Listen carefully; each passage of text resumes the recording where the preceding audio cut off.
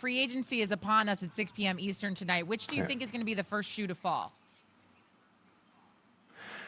Well, I don't know which are going to be the first to fall. I think, negotiations and talks can begin at 6 p.m. I think certainly Kyle Lowry to the Miami Heat is certainly a real scenario that's in play now. Miami has, the assets they're going to need to try to swing a sign and trade deal with the Raptors. They don't have the cap space to sign Kyle Lowry, but, they have some pieces to be able to help them get a deal done with Toronto if Toronto wants to facilitate this. And I think Kyle Lowry has long been intrigued with the idea of Miami partnering with his close friend Jimmy Butler. Interesting. So what are some of these off the grid type of signings that we potentially can see? Where does Dinwiddie play in this free agency?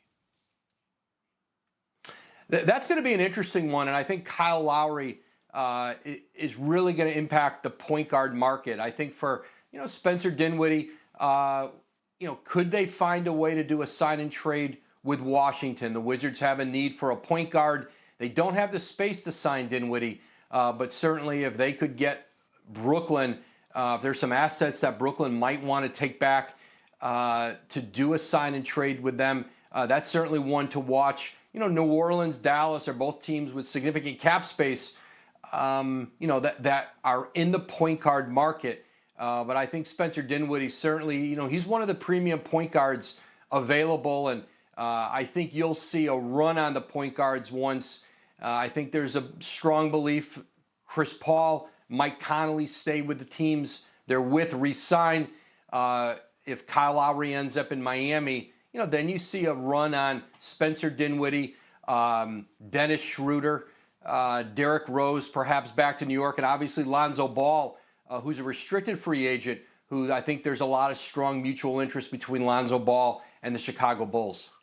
And I'm glad that you bring up the Chicago Bulls because I'm paraphrasing a little bit, but I think Zach LaVine, I think the words or the phrasing was he wants a respectful contract. Is he potentially our next disgruntled star? Well, I think he'd like the Bulls to look at extending his deal, do a renegotiation on it. We'll see how that plays out. I think for Zach LaVine, he's been through a number of coaches and non-playoff years in Chicago. I think there's stability there now with Billy Donovan as head coach, with Arturas Karnisovas as their president, Mark Eversley as GM. To really start setting a path here. They brought in Nikola Vucevic at the trade deadline last year, and now they've got to shore up that point guard position. So I think a combination of contract for Zach LaVine and having that in place moving forward, but also, solidifying that roster that has been in flux since Karnisovas took over and started to remake their team.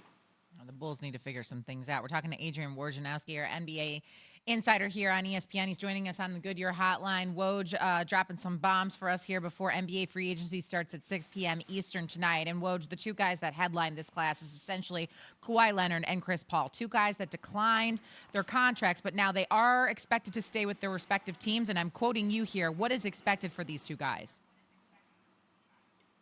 Well, I think the fact that Kawhi Leonard didn't extend his contract long-term off of that player option, financially, that would have been the move to make him more money. So it suggests that he might do something shorter term if he stays with the Clippers. He could do a 1+1. Essentially, they pay for his rehab next year coming off that ACL. And obviously, he could look elsewhere if he'd like to. It doesn't seem like there's an obvious destination for him in terms of cap space, a team that is of contending status. The Clippers are proceeding.